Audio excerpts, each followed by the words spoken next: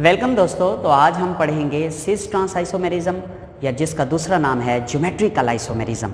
सिस trans isomerism की definition आपके सामने लिखी हुई है। इस डेफिनेशन को समझने से पहले हम एक एग्जांपल समझते हैं। एग्जांपल क्या है? मेरे पास है ब्यूटीन C4H8। ब्यूटीन का स्ट्रक्चरल फार्मूला ये है। ये बेसिकली पहले मैंने लेक्चर आपके सामने रिकॉर्ड किया मगर उसमें वॉइस ही नहीं आई। मुझे लगता है माइक कहीं से हिल गया था, इसलिए मैं आप दोबारा ये पढ़ा रहा हूँ। तो 2 ब्यूटीन ये इसका स्ट्रक्चर है। C 4 कार्बन हो गया, ब्यूट हो गया और दरमियान में कार्बन कार्बन डबल बॉन्ड आ गया CH3 CH CH CH3। अच्छा, ये है जी 2 ब्यूटीन, क्योंकि नंबरिंग है 1 2 3 4, इसलिए इसको 2 ब्यूटीन कहते हैं क्योंकि 2 और 3 के दरमियान डबल बॉन्ड है। हमने छोटे कार्बन को पोजीशन देनी होती है। 2 ब्यूटीन का स्ट्रक्चर ये तो आपके सामने है। मैंने इसको थोड़ा सा चेंज किया है। कैसे? देखो, कार्बन डबल बॉन्ड कार्बन ये यहाँ आ गया, दोनों लगे हुए हाइड्रोजन ये आ गए, ये दोनों लगे हुए CH3 जो है ये ऊपर आ गए इस जगह पे। ठीक है, ये चीज़ यही है। थोड़ा सा स्ट्रक्चर में एक खूबसूरती, एक स्टाइल, एक अरेंजमेंट लाए हैं। अच्छा, इसको कहते हैं सिस 2 ब्यूटीन। क्यों कहते हैं वो मैं आपको बताता हूँ। आगे चलते हैं। अब मैं क्या करता हूँ, मैं ये करता हूँ कि इसी एग्जाम्पल में ये वाला जो ग्रुप है CH3 इसको उतारता हूँ, इसको उतार के नीचे लगाता हूँ और इस H को उतार के ऊपर लगाता हूँ। क्या होगा? ये शक्ल बन जाएगी। दोनों में यही फर्क है। ये H ऊपर चला गया, ये CH3 नीचे आ गया। अब इसको कहते हैं, ये भी 2 ब्यूटीन ही है मगर इसको कहते हैं ट्रांस 2 ब्यूटीन। क्या कहते हैं? ट्रांस। सर ये क्या चक्कर है? ये सीज, ये ट्रांस होते क्या है? तो आइए समझिए जनाब। डबल बॉन्डेड कार्बन, ये कार्बन है, डबल बॉन्डेड कार्बन है। डबल बॉन्डेड कार्बन की ये नीचे वाली साइड है, डबल बॉन्डेड कार्बन की ये ऊपर वाली साइड है, अपर साइड लोअर साइड। अब डबल बॉन्डेड की ऊपर वाली साइड या नीचे वाली साइड किसी भी तरफ आमने सामने अगर सिमिलर ग्रुप होंगे तो हम उसे नाम देंगे सिज शक्ल, सिज फॉर्म। और अगर डबल बॉन्डेड के ऊपर वाली साइड पे या नीचे वाली साइड पे आमने सामने डिफरेंट ग्रुप्स होंगे तो हम उसे क्या नाम देंगे? ट्रांस शक्ल, trans form. Molecular formula same, structural formula भी सेम, मगर आइडेंटिकल ग्रुप्स की पोजीशन चेंज है। ऐसे आइसोमर्स को सिस ट्रांस आइसोमर्स कहते हैं। कहना क्या चाहते हो? डेफिनेशन पे गौर करो कि सेम स्ट्रक्चरल फार्मूला, ये और ये दोनों सेम ही है, स्ट्रक्चर इनका सेम है, चेंज नहीं है। ठीक है।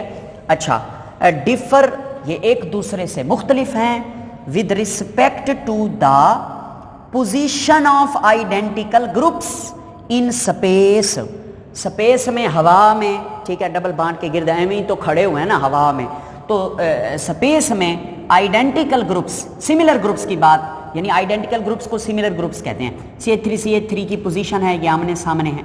इस केस में ये बेचारे आमने सामने नहीं है, बल्कि इस केस में तो आमने सामने हैं, इस केस में इनकी पोजीशन चेंज हो गई। ये बेचारा, सुने, ये वाला हाइड्रोजन नीचे आ गया है, नहीं, ये वाला मिथाइल ग्रुप नीचे आ गया, ये वाला हाइड्रोजन ऊपर चला गया। तो आइडेंटिकल पोजीशन जो सिमिलर पोजीशंस हैं उनकी सिमिलर ग्रुप्स हैं, उनकी पोजीशन चेंज हो गई है। इधर जो है, इधर वो बेचारे आमने सामने थे, इधर आमने सामने नहीं बल्कि यहाँ और यहाँ आ गए। तो इसको सिज कहते हैं, इसको ट्रांस कहते हैं। मैंने डेफिनेशन भी लिखी है सिज फॉर्म की। The similar groups lies on same side of double bond. Similar groups double bond की एक ही साइड पे इकट्ठे आमने सामने लाए करते हैं, उसको सिज शक्ल कहते हैं। और ट्रांस का मतलब क्या है? The similar groups lies on different sides of double bond. ये डबल बॉन्ड है, सिमिलर ग्रुप यानी मिथाइल और मिथाइल इन दोनों की मुख्तलिफ साइड्स पे हैं, यानी कि डबल बॉन्ड के ऊपर मिथाइल है और नीचे भी मिथाइल है, तो डिफरेंट साइड पे सिमिलर ग्रुप आ रहे हैं, तो इसको ट्रांसफॉर्म कह देंगे। तो डेफिनेशन क्लियरली समझ आ जाती है कि ऐसा आइसोमेरिज्म जिसके अंदर आइडेंटिकल ग्रुप्स की पोजीशन चेंज हो जाए, यानी कि एक शक्ल में आइडेंटिकल ग्रुप आमने सामने हो और एक शक्ल में आइडेंटिकल ग्रुप आमने सामने नहीं हो बल्कि डिफरेंट साइड्स पे हों, हवा चल रही है बड़ी तेज़, हवा नाचती है, फिज़ा गा रही है, बड़ी तमकीनत से बहार आ रही है, आए बहार जाए खिज़ां हो चमन दुरुस्त, बीमार साल भर के नज़र आने लगे तंदुरुस्त। कुछ अरसा मैं बीमार रहा हूँ तो शायद वो मेरी शक्ल पे भी आवेज़ा है, आप देख रहे होंगे। तो अब जो है ना अल्लाह का करम है, पहले से कुछ सुधार है तबीयत में, और ट्राई किया है कि आपके लिए वीडियो लेक्चर रिकॉर्ड किया जाए। मसरूफियत की वजह से रिकॉर्डिंग पॉसिबल नहीं हो पाती, कुछ मसाइल होते हैं, मगर इंशाल्लाह I will try my level best. मेरी कोशिश तो है कि मैं अपना जो टास्क है FSC यानी फर्स्ट ईयर सेकेंड ईयर मुकम्मल कर पाऊँ। तो जनाब इनको कहते हैं सिस ट्रांस आइसोमेरिज्म या ज्योमेट्रिकल आइसोमेरिज्म। इनकी ज्योमेट्री में चेंज आता है, ठीक है, ज्योमेट्रिकल आइसोमेरिज्म या फिर सिस ट्रांस आइसोमेरिज्म। ये डेफिनेशन हो गई। अब दूसरी एग्जांपल भी एक हो गई 2-ब्यूटीन वाली। सिस क्या होता है, ट्रांस क्या होता है, वो भी हमें पता चल गया। अब हम सवाल करते हैं, आया हर organic compound cis trans isomerism show करता है? आंसर है नो, हर organic compound cis trans isomerism नहीं देता। तो फिर कौन से ऑर्गेनिक कंपाउंड हैं जो सिस ट्रांस आइसोमेरिज्म देते हैं? भाई दो शर्तें हैं। जो ऑर्गेनिक कंपाउंड ये दो कंडीशंस मानते हैं, फॉलो करते हैं, उन ऑर्गेनिक कंपाउंड्स को हम कहते हैं कि ये काबिल हैं सिस ट्रांस आइसोमेरिज्म देने के। तो आइए देखते हैं। पहली कंडीशन ये है presence of carbon carbon double bond. Organic compound जिनके अंदर कार्बन कार्बन डबल बॉन्ड होगा वही दे पाएंगे क्या? Cis trans isomerism. दूसरी position, two groups attached with double bonded carbon must be different. इसको समझना, डबल बॉन्डेड कार्बन कौन सा होता है? ऐसा कार्बन जिसके साथ डबल बॉन्ड है। ये भी डबल बॉन्डेड कार्बन, ये भी डबल बॉन्डेड कार्बन। तो अब देखना, ये डबल बॉन्डेड कार्बन है ना, इसके ऊपर CH3, इसके नीचे H, ये दोनों ग्रुप क्या हैं? ये डिफरेंट है। ये डिफरेंट होने चाहिए, सेम नहीं होने चाहिए। मिसाल के तौर पर ये CH3 है ना, अगर इधर हाइड्रोजन हो, इधर भी हाइड्रोजन हो, तो ये दोनों ग्रुप क्या हैं? सिमिलर हो गए। अच्छा, मैं इसको H को उतार के नीचे लगाऊं, इस H को उतार के ऊपर लगाऊं, ये वाली शक्ल बनाने के लिए, तो क्या कोई चेंज आएगा? आंसर है नहीं, कोई चेंज नहीं आएगा। ये जैसी है इधर भी वैसी ही बनेगी, तो ट्रांस तो बनेगा नहीं। तो फिर कहना क्या चाहते हो? कहना ये चाहता हूं कि इस कार्बन को डबल बॉन्डेड कार्बन कहते हैं, इसके ऊपर CH3 है, नीचे H है, ये दोनों ग्रुप डिफरेंट हैं, और ये दोनों ग्रुप डिफरेंट होने चाहिए जैसे इस एग्जांपल में डिफरेंट हैं, और ये इस डबल बॉन्डेड कार्बन से भी जुड़े हुए ये दोनों ग्रुप डिफरेंट होने चाहिए, फिर जाके सिस ट्रांस आइसोमेरिज्म बनेगा, अदरवाइज नहीं बनेगा। ठीक है जी। दूसरी एग्जांपल देखते हैं, पेंटीन C5H10। अच्छा, पेंटीन का जो मतलब स्ट्रेट चेन है वो कैसे लिखते हैं? पहले ना आप 5 कार्बन की चेन बनाएं, ये देखो ये बन गई। फिर आप ना कार्बन नंबर 2 और 3 के दरमियान डबल बॉन्ड लगाएं, 1 2 3, यहाँ पे डबल बॉन्ड लगा दिया। अब आप इसके हाइड्रोजन पूरे करें, इसके साथ 3 आएंगे, इसके साथ भी 3 हाइड्रोजन आएंगे, इधर जो है 2 हाइड्रोजन आएंगे, इधर मेरे बेटे 1 हाइड्रोजन, इधर भी मेरे बेटे 1 हाइड्रोजन। अब आप इसको थोड़ा सा अरेंज करके लिखें ताकि सिस ट्रांस आइसोमेरिज्म समझ आए। जनाब ये देखिए, ये कार्बन 2 हैं डबल बॉन्डेड और 2 हाइड्रोजन है, मैंने इनको यहाँ पे ये 2 कार्बन दरमियान में डबल बॉन्ड, ये 2 हाइड्रोजन, ये आ गए। ठीक, अब ये वाला जो इथाइल ग्रुप है ये उठा के इधर लिख दिया, ये मिथाइल ग्रुप इधर लिख दिया। अब ये सिस शक्ल है, क्यों? क्योंकि ऊपर जो है आमने सामने सिमिलर ग्रुप है। आप कहते हैं अजीब बंदे हो, ये मिथाइल है, ये इथाइल है, सिमिलर कहाँ है? भाई फैमिली तो एक है ना, अल्काइल ग्रुप तो है ना, R तो है ना, ये भी R है, ये भी R है, मिथाइल इथाइल दोनों। अच्छा, अगर आपको हजम नहीं हो रही बात, यानी आप समझते हैं कि इथाइल और ग्रुप है, मिथाइल और ग्रुप है, आमने सामने सिमिलर नहीं है, तो नीचे तो आमने सामने सिमिलर हैं।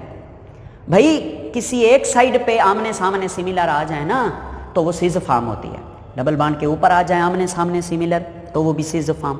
ऊपर नहीं आ रहा है, आप कहते हैं नहीं आ रहा है, मैं तो कहता हूँ R सिमिलर ग्रुप है, आप कहते हैं ये दोनों सिमिलर नहीं है, तो मैं कहता हूँ नीचे तो आमने सामने सिमिलर हैं, यानी डबल बॉन्ड की नीचे वाली साइड पे तो आमने सामने सिमिलर ग्रुप हैं, तो ये सिस शक्ल है। अब मैं क्या करता हूँ, इस इथाइल ग्रुप को उतार के नीचे लगाता हूँ, इस H को उतार के ऊपर लगाता हूँ, ये शक्ल आती है। इसको भी 2 पेंटीन ही कहेंगे, मगर अब आप इसे ट्रांस 2 पेंटीन कहेंगे। क्यों? क्योंकि इसकी ट्रांस शक्ल आ गई है। ट्रांस का मतलब होता है मुख्तलिफ, सिस का मतलब होता है सेम। क्या? आमने सामने सेम ग्रुप, आमने सामने मुख्तलिफ ग्रुप। अब आमने सामने मुख्तलिफ ग्रुप, ऊपर भी मुख्तलिफ, नीचे भी मुख्तलिफ, तो इसको क्या कहते हैं? ट्रांसफॉर्म। एक और एग्जांपल है, 3 कार्बन 4 हाइड्रोजन Br और Cl। ये एग्जांपल हमने चैप्टर नंबर 10 से ली है, चैप्टर नंबर 10। हम पढ़ेंगे इंशाल्लाह ऑर्गेनिक केमिस्ट्री में, वहाँ नोमेनक्लेचर भी पढ़ाया जाएगा। अभी आप इस चक्कर में ना पढ़ें खुदारा कि नोमेनक्लेचर हमको समझाते जाओ, साथ साथ समझाते जाओ। भाई नाम याद करें, अभी जब आप ऑर्गेनिक केमिस्ट्री पढ़ लेंगे तो ये नाम आपको ऐसे फरफर आते होंगे, थोड़ा सा रिलैक्स होके। अच्छा अब देखें C3H4BrCl, प्यारे बेटे, इसका स्ट्रक्चर कैसे है? 3 कार्बन है ना, 1 2 3, ये 3 कार्बन आ गया, दरमियान में डबल बॉन्ड आ गया, ठीक है, और ये CH3 आ गया, एक Br आ गया, एक Cl आ गया, एक H आ गया। अब सर ये सीज कैसे है, मुझे प्रूफ से बताएं। देखो हमने इधर Br है, इधर Cl है, ये तो डिफरेंट ग्रुप है भाई, ये दोनों हेलोजन हैं, ब्रोमीन और क्लोरीन हेलोजन है, एक ही फैमिली है, ये सिमिलर ग्रुप्स हैं, सिमिलर फंक्शनल ग्रुप है। Br Cl आमने सामने सिमिलर ग्रुप, नीचे चलो सिमिलर नहीं है, हाइड्रोजन और मिथाइल है। इसको हम सीज फॉर्म इसलिए कहेंगे क्योंकि आमने सामने कार्बन डबल बॉन्ड कार्बन की ऊपर वाली साइड पे तो आमने सामने सिमिलर ग्रुप हैं।